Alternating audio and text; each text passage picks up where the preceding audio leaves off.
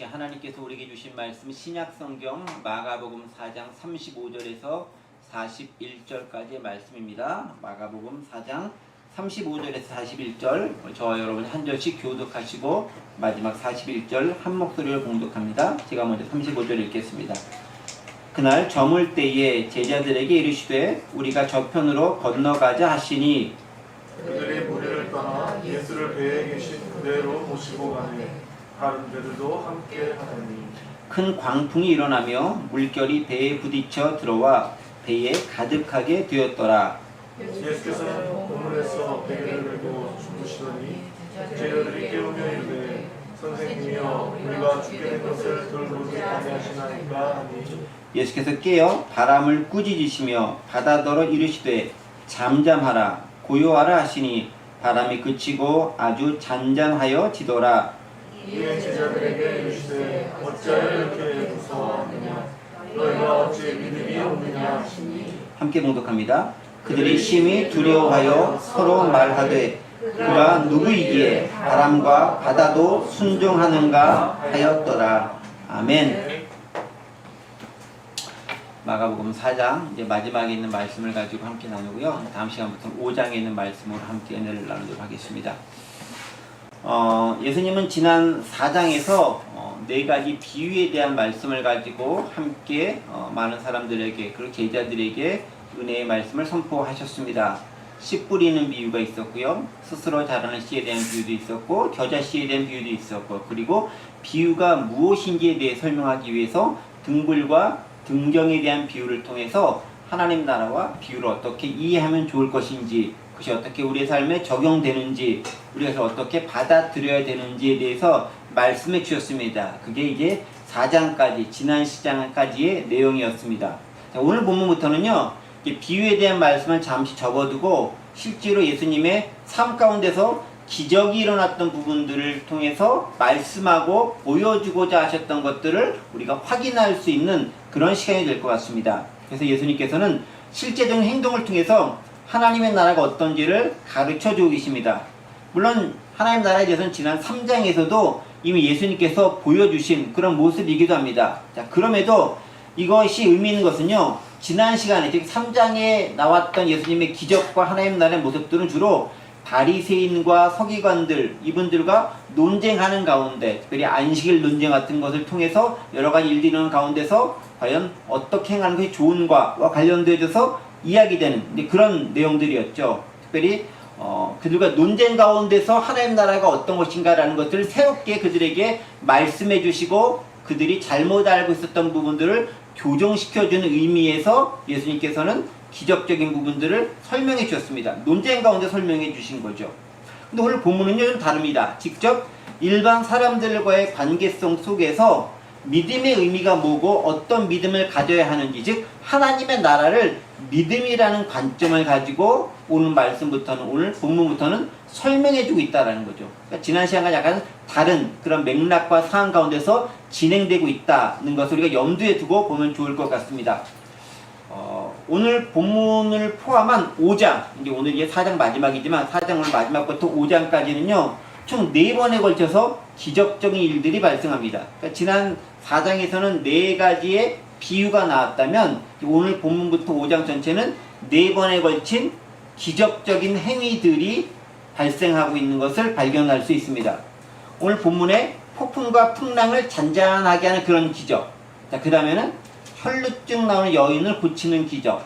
또 그 다음에 회당장 야이로의 딸을 살리는 기적. 그리고 거라사 지방에 귀신 들린 사람을 고치는 기적. 이렇게 4가지 기적들이 나오고 있는데 이 4가지 것들이 각각 다 다른 종류의 기적들입니다.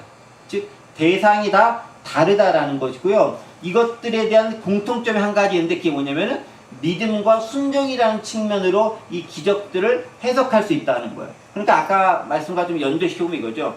하나님의 나라를 예수님께서는 기적을 통해서 보여주시고 말씀해 주시는데 그것은 우리가 믿음으로 삶을 살아갈 때 온전히 제대로 경험될 수 있다고 이야기해 주는 거죠.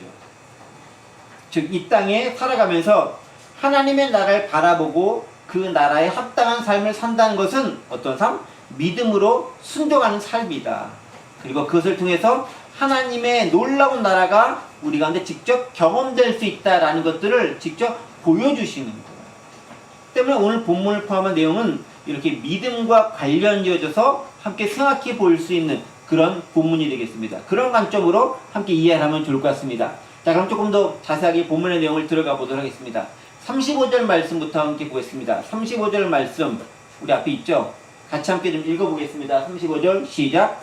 그날 저물 때에 제자들에게 이르시되 우리가 저편으로 건너가자 하시니, 별로 중요한 것이 없는 듯이 보이는 말씀이죠. 그냥 상황을 설명하고 이렇게 다른 이야기 시작되는 것처럼 보이는 그런 말씀이기도 합니다. 네, 그런 말씀이 분명합니다. 자, 그런데 조금 더 살펴보겠습니다. 시작하는 말이 그날 저물 때에 라고 시작합니다. 여기서 말하는 그날은 언제일까요? 그날은 뭐 그날이죠. 여기서 말하는 그날은 언제냐면요, 4장 1절에 예수님께서 바닷가에서 큰 무리를 가르치시는 그런 장면이 나옵니다. 그러니까 4장 전체가 여러분 아시겠지만 비유를 말씀해 주시는 그런 내용이잖아요. 근데 비유를 말씀하기 위해서 예수님께서 어딜 가시냐면은 바닷가에 가셨고, 바닷가에 있는 배에 살짝 오르셔서 그 배에서 육지에 있는, 무태 있는 사람들 바라보시면서 가르쳐 주시는, 즉 좀 다른 말로 하면은 선상설교. 마태복음에서는 산에서 했기 때문에 산상설교, 누가복음에는 평지에서 했기 때문에 평지설교, 오늘 본문에서는 배에서 했기 때문에 선상설교라고 합니다. 이게 약간 좀 비슷한 발음이지만 약간 다른, 이제 위치에 따라서 이렇게 다른 것이 작용되는 거죠. 선상설교를 하고 있습니다. 그렇죠? 4장 1절은 예수께서 다시 바닷가에서 가르치시니 큰 무리가 모여들거늘 예수께서 바다에 떠있는 배에 올라앉으시고 온 무리는 바닷가 육지에 있더라고 하면서 예수님께서 바닷가에 있는 배에 올라가서 가르치기 시작한 바로 그날 여러 가지 비유를 말씀해 주셨고, 무리들은 다 가고 난 다음에 소수에 남겨진 사람들과 제자들을 대상으로 해서 씨 뿌리는 자의 비유가 무엇인지를 다 설명해 주셨습니다. 그것까지 다 마치신 다음에 이제 예수님께서 이제 저물 때 저쪽으로 건너가자라고 얘기하는 거예요. 그러니까 이게 좀 같은 날 있는 일인 거예요. 4장 1절부터 오늘 본문까지가 동일한 날 진행되고 있고, 처음에는 아침, 이제 저녁 때, 저물 때가 되었다라고 이야기할 수 있습니다. 예수님께서는 여러 가지 말씀하셨던 비유들을 얘기하시고 그것들을 다 말씀해 주신 다음에 이제는 저쪽으로 건너가자라고 얘기하고 있습니다. 자, 저편으로 건너가자라고 했는데 그 저편은 어느 편일까요? 뭐 어느 편, 이 편 반대가 저편이겠죠. 이 편 저편 할 때 저편. 근데 여기서 저편은 또 정확한 지명이 나옵니다. 오늘 본문에서는 저편이 어딘지 모르겠는데, 오늘 본문 말고 다음 주에 살필 본문이 5장이거든요.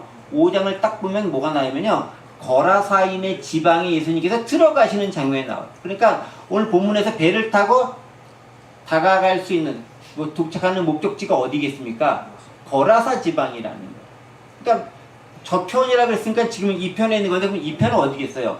지도를 보시면, 지도를 제가 오늘 준비를 안 했는데, 거라사 쪽에 반대되는 있는 이쪽이 어디냐면요, 가버나움 쪽. 그러니까 갈릴리 호수가 이렇게 되어 있으면은 이쪽 편이 가버나움이라면요, 이 반대편을 쭉 건너가 한참 가야 되는 거예요. 건너 반대쪽으로 가면은 저쪽 편에 있는 것이 거라사라고 하는 지방입니다. 이 거라사라는 지방은요, 유대 땅이 아니에요. 이 지역은 어디? 데가볼리라고 하는 지역의 마을이 거라사 지방이라는 곳입니다. 그러니까 다른 나라로 사실 예수님께서 건너가시는 거예요. 갈릴리 호수가 워낙 크니까 이게 갈릴리 바다라고도 하잖아요. 게네사렛 호수라고도 하고. 이게 어느 쪽에서 불리느냐에 따라서 다르게 불릴 만큼 아주 커다란 호수였는데, 예수님께서는 주로 사역은 가버나움 쪽에서 주로 많이 하신 거죠. 갈릴리 지역이니까, 본고향이니까. 그러나 여기서 사역하시다가 또 배를 타고 저쪽 거라사 지방으로 가셔서 그쪽에서 또 사역을 감당하기도 하셨다라는 것입니다. 그 반대쪽으로 지금 이동하고 있는 것을 발견할 수 있습니다. 자, 근데 왜 그쪽으로 가셨을까요? 가버나움 이쪽에 있고 조금 이렇게 살짝 옆으로만 가셔도 되잖아. 근데 저 반대편에 멀리까지 특별히 가셔야 될 이유가 무엇이었을까를 좀 생각해 볼 필요가 있지 않을까 싶어요. 그때에, 저물 때에 예수님께서 저편으로 건너가자라고 해서 건너가셨는데 왜 이렇게 멀리까지 가셨을까? 데가볼리로 이동한다는 것은 몇 가지 의미를 좀 가지고 있는 게 있습니다. 첫 번째는 여태까지 예수님께서 여기서 좀 저쪽으로 가자라고 하는 것들은 이제 조금 쉬었으면 좋겠다라는 의미도 있는 것 같아요. 아침부터 저녁까지 얼마나 열심히 사역을 감당하셨습니까? 특별히 예수님께서 사역을 감당하셨을 때는요, 제자들만 모아놓고 조금 조곤조곤 이야기하는 게 아니라 큰 무리들이 모여있다고 4장 1절에 기록되어 있죠. 많은 무리들이 왔기 때문에 그 사람들 대상으로, 대중을 대상으로 강연을 하고 가르치고 이야기한다는 게 이 생각보다 무척 피곤하고 많은 에너지가 소모되는 일이에요. 둘이서 자근자근한 소리를 얘기하는 것하고 많은 무리를 모아놓고 얘기하는 것은 상당히 많이 다릅니다. 사실 이게 긴장도 많이 되고 스트레스도 많이 받을 수 있는 일인데, 예수님께서 긴장 많이 하고 스트레스 받으셨는지 제가 모르겠지만 어쨌든 육신적으로 피곤하셨으면 틀림없어요. 그분도 육체를 가진 인간의 모습이었기 때문에 그렇죠. 어쨌든 그러니까 조금 이들과 떠나서 좀 쉬었으면 좋겠다라고 하는 그 마음이 있었을 거예요.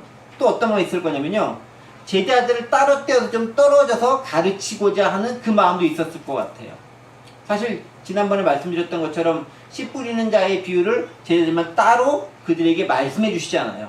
그러니까 그들만 따로 제자들을 집중학습, 심화학습, 제대로 된 학습을 시키는 것이 예수님의 제자훈련 방법 가운데 하나였다고 한다면은, 이렇게 특별히 좀 제자들을 따로 데려가면서 뭔가 또 가르치고자 하는 것들이 있었을 수 있다는 거죠. 그리고 실질적으로 오늘 본문을 보면은 예수님과 제자들 함께 가면서 제자들은 엄청 큰 경험을 하게 되고 큰 깨달음과 배움을 얻게 됩니다.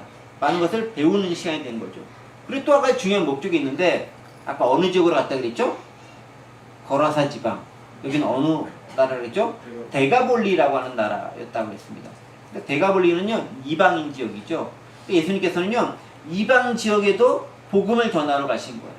갈릴리 쪽에만, 즉 유다 땅만 복음을 전하신 게 아니라 예수님의 사역이 초기임에도 불구하고 예수님이 여전히 유대인이냐 사마리아냐 저 이방이냐 가리지 않냐고 복음을 전하러 멀리까지도 가셨던 그런 그 부분들을 이야기하고 있는 거죠. 예수님의 사역은 경계가 없이 유대인이나 이방인이나 자유민이나 종이나 구분짓지 않고 복음을 전하셨다라는 것을 발견할 수 있습니다. 어쨌든 예수님께서 그렇게 떠나가시려고 작정하시고 떠나가시려고 합니다. 자, 그런데 그렇게 떠나가려고 하는 측면에 뭔가 좀 문제가 생기죠. 자, 36절 말씀입니다. 보세요. 그들이 무리를 떠나 예수를 배에 계신 그대로 모시고 가매 다른 배들도 함께 가더니, 떠나가자라고 하니까 예수님의 제자들이 예수님을 모시고 떠나가게 됩니다. 근데 여기 36절 보면 그들이 무리를 떠나 예수를 배에 계신 그대로 모시고 가매라고 되어 있죠. 그러니까 예수님께서 타셨던 배 그대로, 그러니까 예수님은 육지에 발도 내딛지 않고 그냥 그대로 이제 가는 거가 되는 거죠. 그리고 일부분의 제자들과 또 다른 몇 척의 배들도 함께 같이 출발했던 것 같아요. 그러니까 그 배들도 역시 예수님을 쫓았던 그런 배들이라고 볼 수 있습니다. 여기서 우리가 좀 핵심적으로 생각해 볼 건 이건 같아요. 예수를 배에 계신 대로 모시고 갔다라는 거죠. 제가 특별히 그래서 주의 깊게 다가왔던 말씀들은 모시고 갔다는 표현입니다. 제자들은 예수님을 모시고 다닌 거죠. 제자들이 모시고 간 건 예수님을 데리고 다닌 건지 잘 모르겠는데 어느 쪽이 됐든 결과적으로는 비슷해요. 어쨌든 예수님이 가시는 그곳에 제자들도 따라갔다라는 거죠. 특별히 한 배에 같이 타고 있었다라는 겁니다. 운명 공동체, 삶의 공동체가 이루어졌다는 것을 발견할 수 있습니다. 그런데 보세요. 예수님이 그들의 스승이고 예수님이 그들의 주인이십니다. 근데 그 예수님과 더불어 같이 가면 뭔가 배우는 게 있지 않겠습니까? 그러니까 지난번에 제가 그 얘기, 그 주보 광고 한번 내지 않습니까? 워런 버핏과 식사하기 위한 비용이 264억이라 그랬나? 46억이라 그랬나? 그랬죠? 한 끼 저녁인지 점심인지 먹는 데 드는 비용이 수백억이 든다라고 했죠. 왜 그 비용을 내면서 하겠어요? 물론 그 비용은 워렌 버핏이 좋은 데 씁니다. 근데 그건 기금 마련 차원에서 하는 건데, 근데 왜 워렌 버핏과 만나서 이야기하려고 할까요? 밥 먹으러 할까요? 그래봐야 한두 시간밖에 안 될 텐데. 뭘까요? 뭔가 배우려고 하는 거죠. 그로부터 삶의 통찰을 얻기 위한 목적이 강하다는 거죠. 그만큼 가르침이 있는 사람이기 때문에 배울 것이 있다는 거죠. 그런 사람들과는 같이 있을수록 좋은 거예요. 마찬가지죠. 예수님과는 같이 있는 시간이 많을수록 좋은 거예요. 예수님을 제자들이 모시고 갔기 때문에 그들은 평생에 걸쳐 절대로 잊을 수 없는 체험을 하게 되는 거예요. 여러분, 그래서요, 우리가 누구와 같이 있느냐, 누구를 모시고 있느냐, 누구와 같이 더불어 살아가는가가 우리의 삶에 있어 무척 중요한 경험들을 많이 양산해낸다라는 거예요. 그래서 그럴까요? 여러분 가만히 보면요. 비슷한 부류의 사람들끼리 주로 모여 있습니다. 우리 속담에도 있잖아요. 끼리끼리 있는 거잖아요. 그 사람이 그 사람인 사람들이 모여요. 제가 보면은 유명한 목사님들끼리는 자기들끼리 이렇게 다 두루두루 아세요. 저는 그분들 모르거든요. 그분들은 저 몰라요. 저는 유명하지 않아요. 근데 유명하지 그분들은 그분들끼리 다 아세요. 참 신기하죠? 근데 언제부터 알았냐? 유명해지기 전부터 아셨던 분들. 신기하죠? 그러니까 그분들은 그분들끼리 다니면서 서로 영향을 주고받으면서 그렇게 훌륭한 사람들이 되는 거예요. 그분들이 훌륭한지 안 한지는 하나님께서 판단하실 문제이긴 하지만 어쨌든 그런 분들은 그런 분들끼리 아신다라는 거예요. 그러니까 우리도요, 우리 친구를 보면 우리가 누군지 아시는 것처럼 우리 주변에 누구와 같이 다니는가가 우리가 어떤 사람인가를 주정짓는 중요한 잣대가 되더라라는 거예요. 여러분들이 같이 다니는 사람이 누군지가 무척 중요한 거예요. 그래서 가만히 보세요. 깡패는 깡패끼리 다니는 거예요. 그쵸? 이상한 사람들은 그 사람들끼리 다니는 거예요. 비슷한 사람끼리 다니는 거예요. 그래서 신앙인은 또 신앙인끼리 주로 다닐 수밖에 없어요. 그래야 말이 통하니까. 여기도 마찬가지입니다. 예수님을 모시고 제자들이 갔기 때문에 그들은 본인이 원튼 원하지 않든 예수님을 닮아갈 수밖에 없는 거예요. 그러니까 여러분들이 원하고 닮기 원하는 그 사람, 배우기 원하는 그 사람, 본받기 원하는 그 사람을 돈을 많이 지불하고라도 같이 있는 시간을 많이 확보하는 게 우리의 삶에 있어서 그게 궁극적으로 도움이 되는 거예요. 하물며 예수님은 어떻게 했습니까? 예수님만큼 우리에게 가장 잘 가르친 분은 없잖아요. 그래서 그분과 항상 동행하는 삶이 무척 필요하다라는 겁니다. 그분 같이 계셨을 때 은혜를 체험하고 기적을 체험하고 믿음이 자라고 말씀을 깨닫게 되는 놀라운 일이 발생합니다. 자, 그런데 이제 그렇게 가기로 해서 딱 같이 가니까 뭔가 사건이 발생합니다. 그 사건이 37절입니다. 제가 읽어볼게요. 큰 광풍이 일어나며 물결이 배에 부딪혀 들어와 배에 가득하게 되었더라. 자, 이 부분을 읽어보면 이제 좀 이해한 생각이 들어야 돼요. 지금 제자들은 누구랑 같이 있죠? 예수님. 예수님 같이 있으면은 광풍이 일어나면 될까요? 안 될까요? 왜 안 돼요?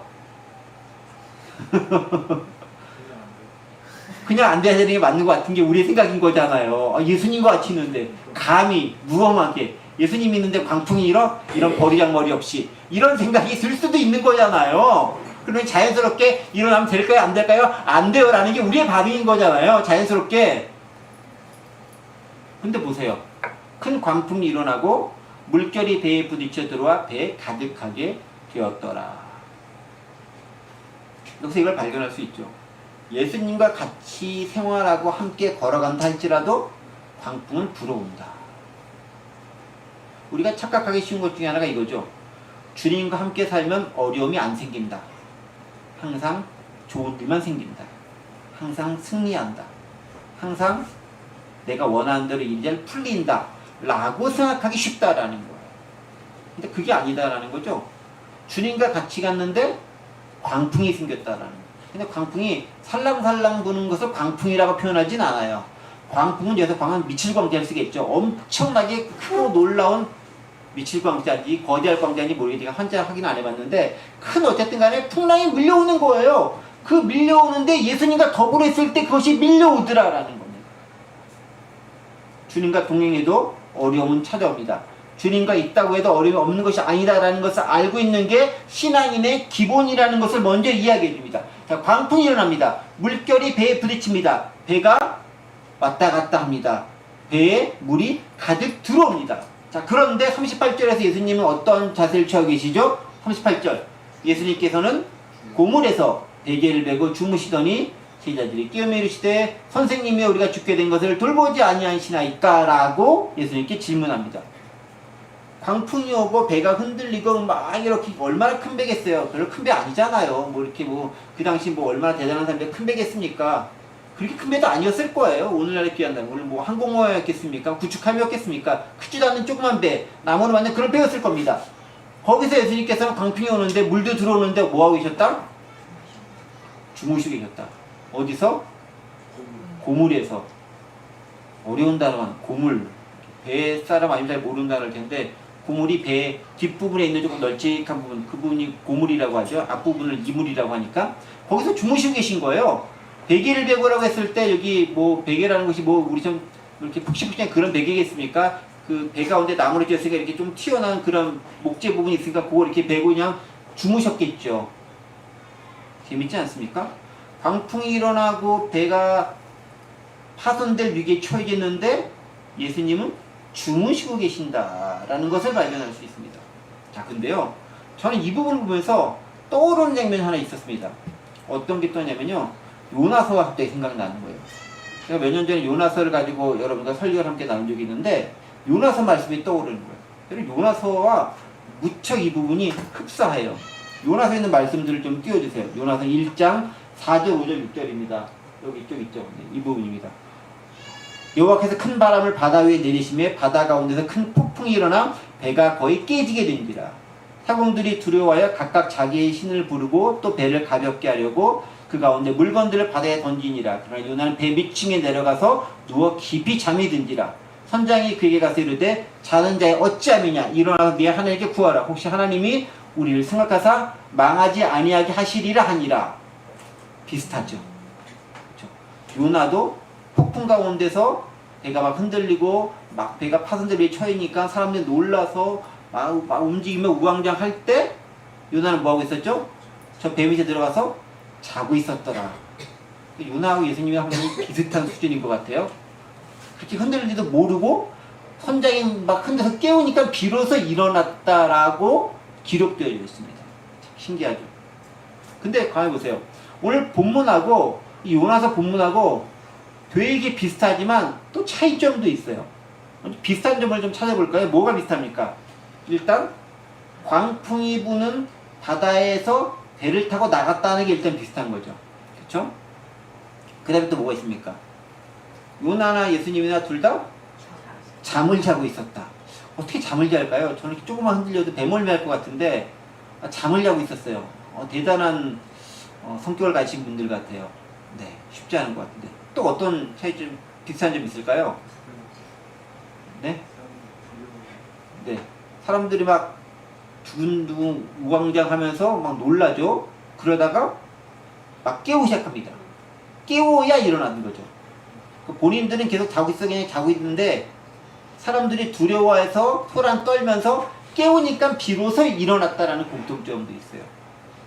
또 이런 공통점이 있습니다. 또 쭉 가면 보면요, 둘 다 예수님이나 요나나 풍랑이 일어난 원인을 다 알고 있어요. 그쵸? 이런 공통점이 있어요. 풍랑 가운데 있었다, 자고 있었다, 사람들이 자기를 깨웠다, 그리고 이 풍랑이 왜 생겼는지 둘 다 명확하게 알고 있었다가 공통점이에요.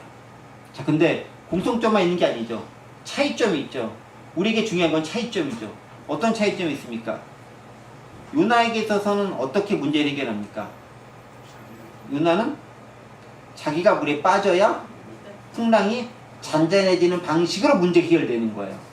좀 해결하기 싫은 방법이죠. 내가 물속에 들어가 죽어야 되는 거니까. 예수님은 어떻게 해결합니까? 꾸짖으시죠. 고요하라, 잠잠하라. 조용해지는 거죠. 다르죠? 요나는 자신이 물에 빠져야 문제가 해결됩니다. 왜 그랬을까요?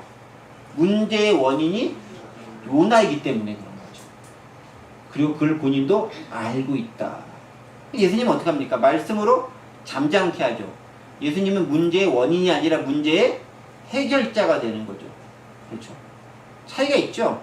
비슷한 것처럼 보이는 상황이지만 그 가운데 누가 주인공으로 있느냐에 따라서 문제를 발생시킨 사람이냐, 그 문제를 해결하는 사람으로 다가가느냐가 달라지게 되더라라는 겁니다. 여러분, 우리가 산 상황 가운데서 그거를 분간할 수 있어야 되는 거예요. 똑같아 보이는 상황일지 모르겠지만 누구냐에 따라서 내가 그 문제를 일으킨 장본인일 수도 있고 내가 그 문제를 해결해야 할 사람일 수도 있는 거예요. 먼저 그거부터 우리가 명확하게 내 자신의 정체성을 규정할 필요가 있다는 것 우리는 기억해야 됩니다. 어쨌든 간에 요나는 자신이 물에 빠지고 나서 바다가 잠잠케 하는 결과를 얻어냈고, 예수님은 꾸짖는 것을 통해서 바다가 잠잠케 하는 결과를 얻어냈습니다. 어쨌든 원인을 알아야 문제를 해결할 수 있다는 점에서 우리는 중요한 통찰을 얻을 수 있습니다. 자, 근데요, 여기서 또 한 가지 비교해 볼 것이 있어요. 첫 번째, 우리는 요나와 예수님을 비교했는데 두 번째 또 비교할 부분들이 있습니다. 요나서와 이 본문이 비슷하긴 하지만 오늘 본문에 보면 또 비교할 부분인데 어떤 걸 비교해보면은 예수님과 제자들을 또한 비교해 볼 수 있습니다. 그러니까 풍랑을 바라보는 예수님의 모습과 풍랑을 바라보는 제자들의 관점이 또 다르게 표현되더라 있다는 거죠. 오늘 본문의 말씀을 기억해 주면서 또한 병행 구절 함께 좀 보도록 하겠습니다. 마태복음 8장 23절부터 27절에 있는 말씀이 병행 구절이에요. 그 말씀도 벌써 떴습니다. 이 구절입니다. 배에 오르심에 제자들이 따랐더니 바다에 큰 놀이 일어나 배가 물결에 덮이게 되었을 때 예수께서는 주무시는지라. 그 제자들이 나와 깨우며 이르되 주여 구원하소서 우리가 죽겠나이다. 예수께서 이르시되 어찌하여 무서워하느냐 믿음이 작은 자들아 하시고 곧 일어나 바람과 바다를 꾸짖으시니 아주 잔잔하게 되거늘 그 사람들이 놀랍게 이르되 이가 어떠한 사람에게 바람과 바다도 순종하는가 하더라 라고 하면서 오늘 본문과 거의 비슷하게 기술하고 있죠. 뭐 당연하죠. 똑같은 사건을 가지고 마가와 마태가 보는 게 거의 또 비슷할 수밖에 없죠. 자, 그런데 여기서 보세요. 마태복음에 있는 말씀들 좀 참고하면서 보세요.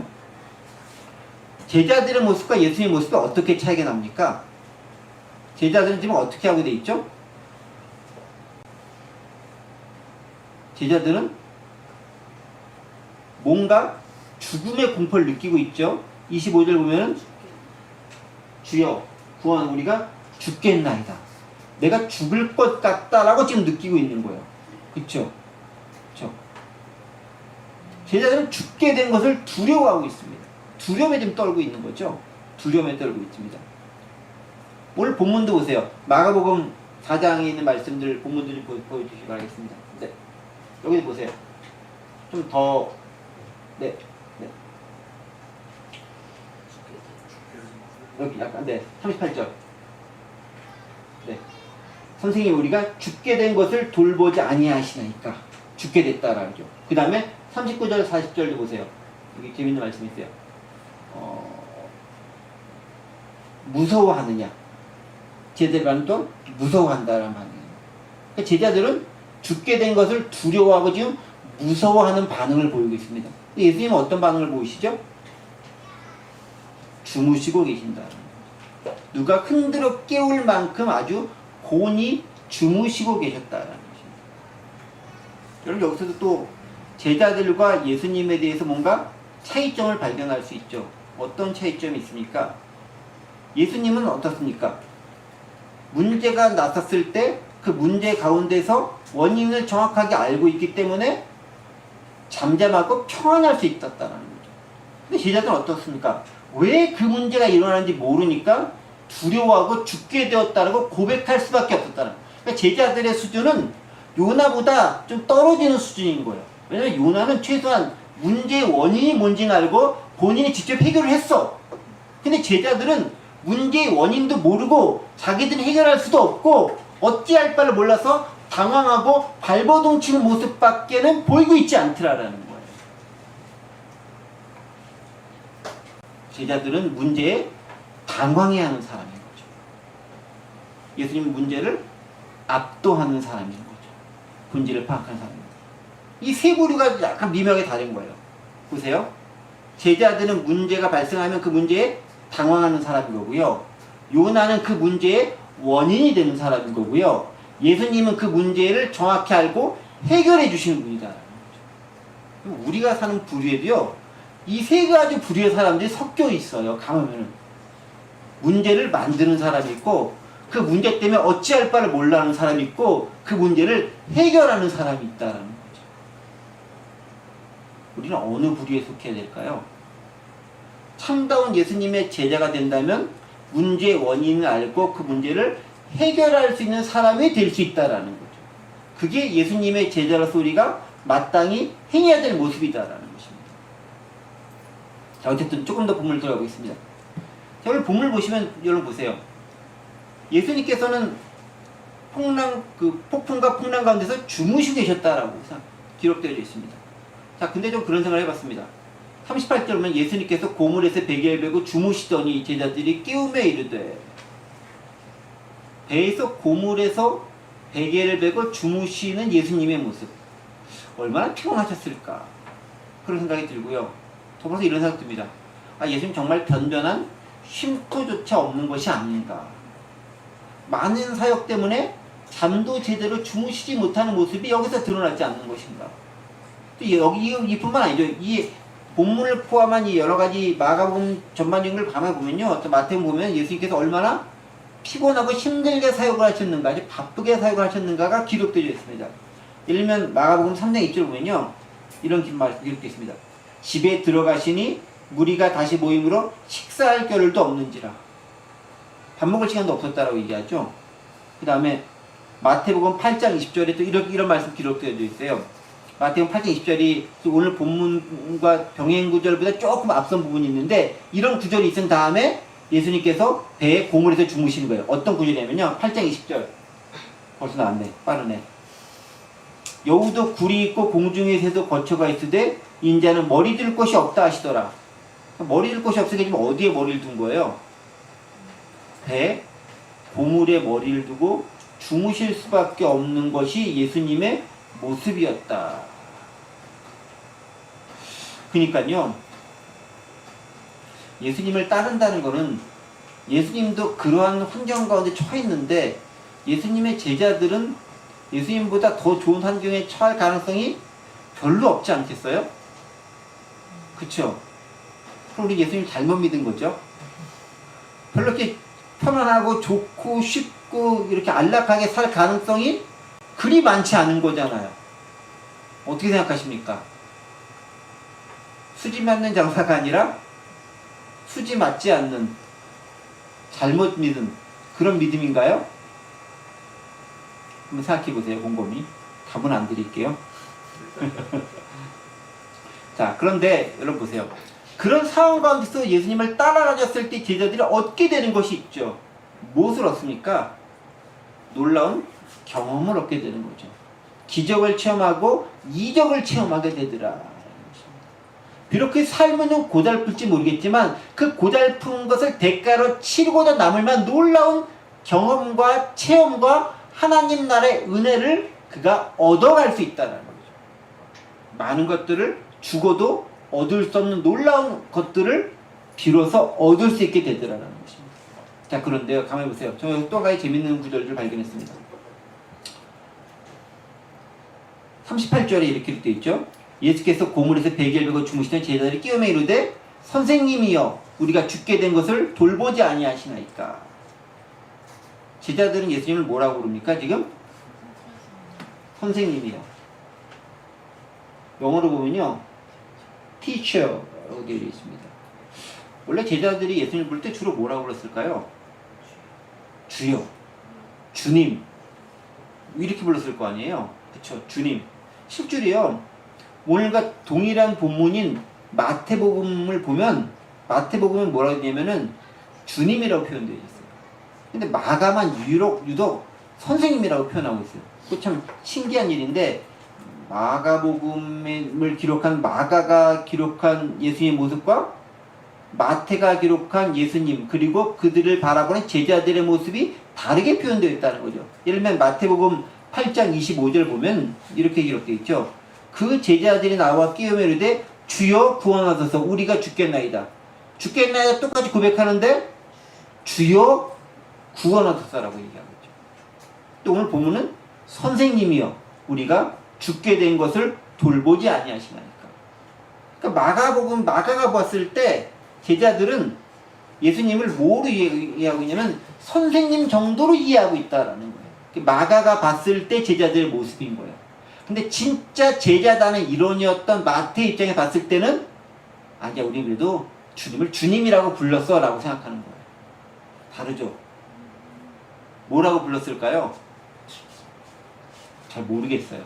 마가가 맞는지 마태가 맞는지, 누구는 주여하고 누구는 선생님이라고 했을 수도 있어요. 어쨌든 간에 마가가 보는 예수님은 선생님에 불과했다는 거죠. 자, 이 말은 뭐냐면은 그들은 여전히 예수님이 누군지 정확하게 알고 있지 못했다라는 거예요. 그들이 이해한 예수님의 모습은 어떤 부류까지? 선생님까지. 선생님과 로드, 주님은 다릅니다. 여기서 주님이라는 것은 구약에 있어서 여호와 하나님을 지칭하는 그 표현인 거예요. 그러니까 나의 주인님 할 때 그 주인님이 아니라 나의 하나님 되시는 분, 여호와. 그래서 영어로 쓸 때는 LORD, 대문자로 쓰죠. 여호와 하나님이라는 그 표현이 바로 주님이라는 표현과 동일하게 연결될 수 있는 표현이거든요. 그 말은 뭐냐면은 우리가 예수님을 주님으로 받아들이고 믿고 있느냐 아니면 선생님쯤으로 보고 있느냐에 따라서 우리의 상황을 대하는 자세가 달라질 수 있다는 거죠. 여러분들은 예수님을 누구로 믿고 있습니까? 선생님이라고 하는 것들은 나에게 지식을 좀 더해주시는 분, 내가 필요할 때 도움을 주시는 분 정도까지가 선생님으로서 우리가 알고 있는 정체성을 규정할 수 있는 그런 분입니다. 근데 주님은 어떤 분입니까? 우리를 구원하실 수 있는 분, 메시아 되시는 분, 영혼과 육체에 있어서 참다운 구원자 되시는 분이 바로 주님이다. 우리 스스로 질문해 볼 필요가 있습니다. 우리 예수님을 주님으로 알고 있습니까? 선생님으로 알고 있습니까? 질문해 볼 필요가 있다는 거죠. 한 가지만 더 생각해 보겠습니다. 39절 보면 이제 그런 제자들의 호들갑에 대해서 예수님께서 캄다운 시키면서 얘기하죠. 39절. 예수께서 깨어 바람을 꾸짖으시며 바다더러 이르시되 잠잠하라 고요하라 하시니 바람이 그치고 아주 잔잔하여지더라.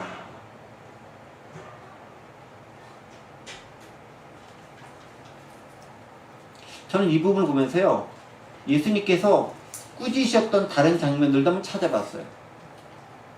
여기만 이렇게 되는 것이 아닙니다. 예수님 꾸짖는 장면들이 몇 군데 나옵니다. 여기뿐만 아니라요, 좀 나올 거예요. 네, 예, 여기 좀 나오죠. 보세요.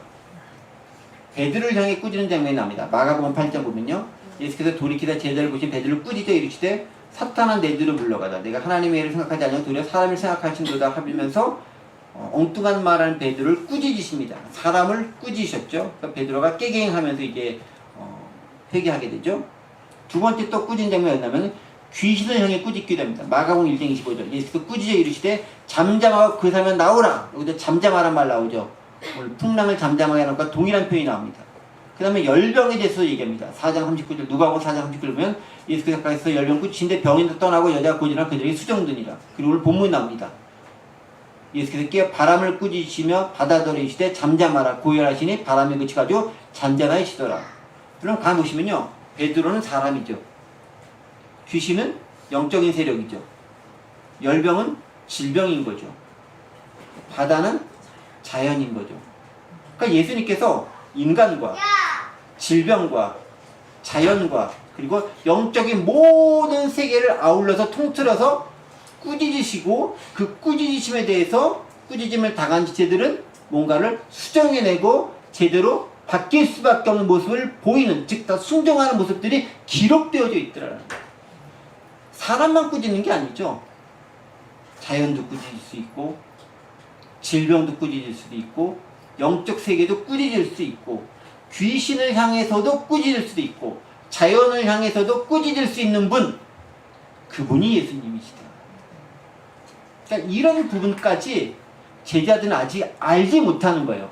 제자들의 아는 예수님의 수준은 어디까지? 선생님의 수준, 아직 주님의 수준이 아니었다라는 거죠. 그게 진짜 예수님의 권위 있는 모습인데 거기까지는 나아가지 않았다라는 것입니다. 그러면서 예수님께서 40절과 41절 이렇게 얘기하죠. 이에 제자들에게 이르시되 어찌하여 이렇게 무서워하느냐? 너희가 어찌 믿음이 없느냐? 무슨 얘기예요?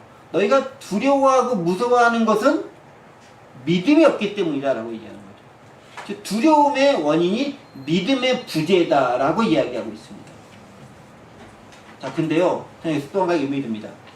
그러면은 제자들이 믿음이 아예 없었을까? 지금 이렇게 기적적인 일들을 본 게 처음일까? 그건 아니잖아요. 그 전에 많이 봤잖아요. 어떻게요?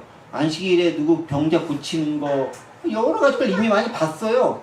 그럼에도 불구하고 여전히 제자들은 자신들에게 막상 문제가 닥쳤을 때 그 문제를 해결하고 있지 못하다는 것입니다. 여러분, 우리가 착각하고 있는 것이 뭐냐면 이거예요. 예수님께서 다른 사람을 향해 기적을 베푸셨을 때 놀라운 기적을 베푸셨네 라고 하면서 마치 내가 그 기적을 경험한 것처럼 착각할 수 있지만 그 기적은 그 사람에게 행하셨던 기적이에요. 내 기적이 아니다라는 거죠. 내 경험이 아니다라는 것입니다. 제자들은 지금 문제가 내한테 직접 닥치자 비로소 내 믿음을 실험해볼 상황과 그 형편에 처하게 되더라라는 거예요. 많은 놀라운 것을 봤어요. 다른 사람들 앞에 예수님이 이런 놀라운 분이라고 막 설명하며 다녔을 거예요. 자랑하며 다녔을 거예요. 근데 막상 나한테 문제가 딱 생기자 나는 그 문제를 전혀 해결할 수 없는 거예요. 왜? 내 믿음이 아니었던 거예요. 본 건 있어요. 들은 건 있어요. 가까이서 봤어요. 그럼에도 불구하고 그것은 여전히 내게 아니었다라는 거예요. 내 믿음인지 알았는데 내 믿음이 아니었던 거예요.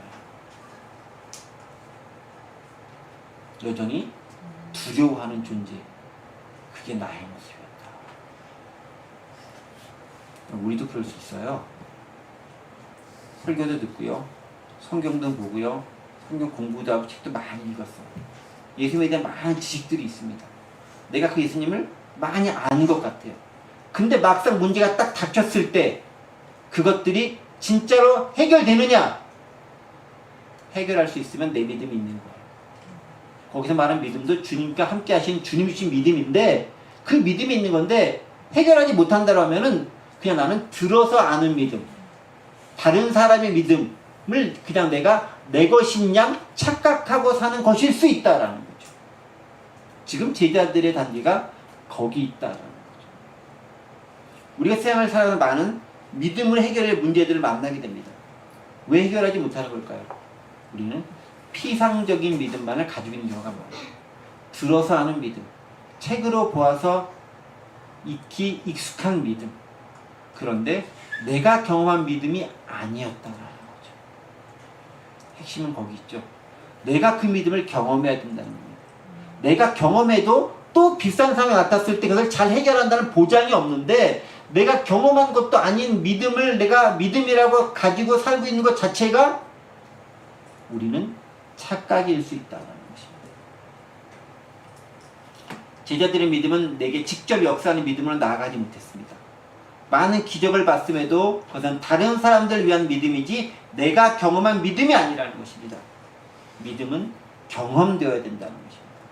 더불어서요, 내가 경험된 믿음을 가지고 있다면 그 믿음은 어떻게 발현되느냐? 자연에 대해서 두려워하는 것이 아니라 주님을 두려워하는 믿음으로 나아갈 수 있게 되는 것입니다. 제자들은 지금 무엇을 두려워하고 있습니까? 여태까지는 자연을 두려워하고 떨고 있습니다. 근데 예수님께서 놀랍게 그것들을 잠잠시키는 모습을 보고 난 다음에 비로소 그들의 믿음이 자연에 대한 두려움에서 예수님에 대한 경외로 옮겨가는 것을 발견할 수 있습니다. 41절이죠. 그들이 심히 두려워하며 서로 말하되 그가 누구이기에 바람과 바다도 순종하는가 하였더라 라고 기록하고 있습니다. 40절에 무서워하는 거는요, 자연을 무서워하는 것이지만 41절에 두려워하는 것은 놀라운 일을 이룬 예수님에 대한 경외감 가운데 내가 두려워 떨 수밖에 없는 것을 옮겨가는 것을 얘기하는 거죠. 그리고 이게 그들이 점점 믿음의 사람으로 조금씩 변해가는 것이죠. 말씀을 정리해 보겠습니다. 우리는 많은 기적을 봤다라고 이야기할 수 있을지 모르겠습니다. 기적을 본 것과 내가 기적을 체험하는 것은 다릅니다. 들어서 하는 믿음과 내가 체험한 믿음은 또 다른 믿음입니다. 그 믿음, 내가 직접 경험한 믿음, 내가 직접 체험한 믿음이 있었을 때 하나님의 나라가 내가 직접 경험되는 나라로서 내게 다가오는 것이 될 수 있습니다. 그리고 그것은 주님이 어떤 분인가에 대한 명확하고 정확한 인식이 바탕되었을 때 가능한 것입니다. 여전히 선생님으로만 주님을 알고 있는 한 믿음은 요원한 것이 되는 것이죠. 주님을 주님으로 온전히 고백해 있었을 때, 그리고 그 주님을 내가 온전히 따라가고 온전한 제자가 되었을 때 그 믿음은 내 믿음이 되는 것이고 모든 것들을 변화시킬 수 있는 믿음이 될 수 있습니다. 바로 그런 온전한 믿음을 가지고 나아가고 하나님 나라를 향해 나아갈 수 있는 저와 여러분들 되시기를 간절히 원합니다. 기도합니다. 은혜와 사랑의 하나님 아버지 감사합니다. 제자들의 믿음을 봅니다. 다른 사람의 믿음을 내 것으로 알고 있었지만 막상 일이 닥쳤을 때 아무것도 해결하지 못하는 헛된 믿음이었음을 발견하게 됩니다. 우리가 그렇지는 않았는지요.